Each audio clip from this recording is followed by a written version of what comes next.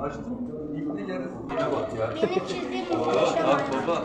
İçindeki rengarenk ya. Var ya. Sıcak. Aferin. benim çizdiğim muhteşem ki. Hepiniz birbirinize muhteşemsiniz ya. Ben Beşiktaşlıyım.